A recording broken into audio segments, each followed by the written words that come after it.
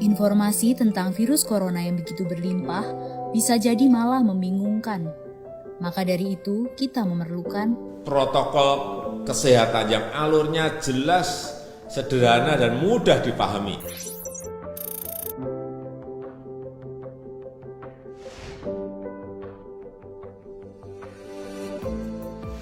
siapa yang berpotensi terpapar virus corona?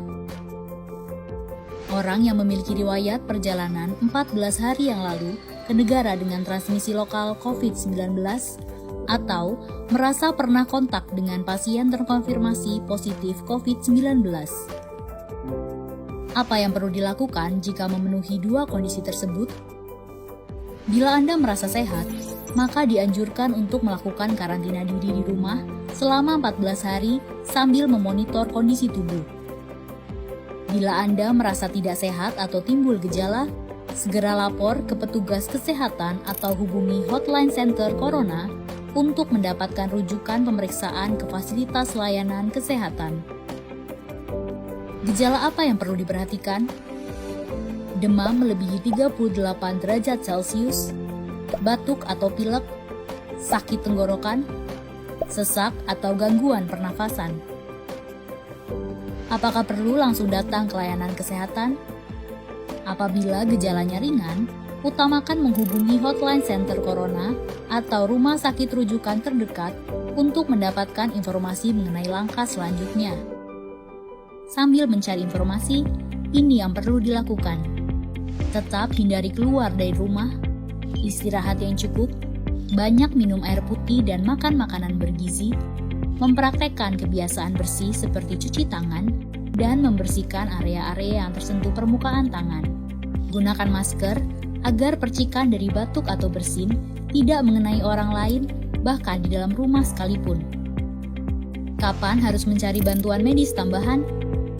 Bila gejala yang dirasakan cukup parah, misalnya sesak nafas berat, atau apabila Anda dalam klasifikasi kelompok rentan karena berusia lebih dari 60 tahun, memiliki penyakit kronis seperti diabetes, hipertensi, gangguan imun, ada riwayat sakit pernafasan, dan lainnya.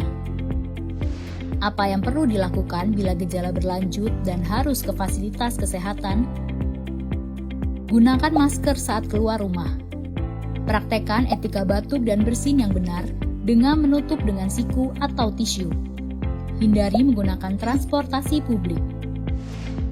Bagaimana tahapan screening pasien di fasilitas pelayanan kesehatan? Sebelum memberikan perawatan, tenaga kesehatan di fasilitas layanan kesehatan akan melakukan screening.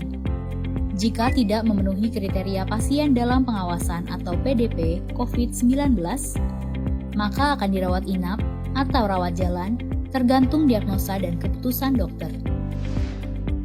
Jika memenuhi kriteria pasien dalam pengawasan COVID-19, maka akan dirujuk ke salah satu rumah sakit rujukan, didampingi oleh tenaga kesehatan yang menggunakan alat pelindung diri atau APD. Di rumah sakit rujukan, spesimen pasien diambil untuk pemeriksaan lab dan pasien akan ditempatkan di ruang isolasi. Spesimen dikirim ke Badan Penelitian dan Pengembangan Kesehatan atau Balitbangkes di Jakarta. Hasil pemeriksaan pertama akan keluar dalam 24 jam. Jika hasilnya negatif, pasien akan dirawat sesuai dengan penyebab penyakit. Jika positif, maka pasien akan dinyatakan sebagai penderita COVID-19, diambil sampel setiap hari, dan baru akan keluar dari ruang isolasi jika pemeriksaan sampel 2 kali berturut-turut hasilnya negatif. Itulah informasi dan protokol kesehatan untuk masalah COVID-19 yang perlu diikuti oleh masyarakat. Sakit akibat virus corona dapat disembuhkan. Namun begitu, lebih baik mencegah dan tidak menularkan kepada mereka yang lebih rentan.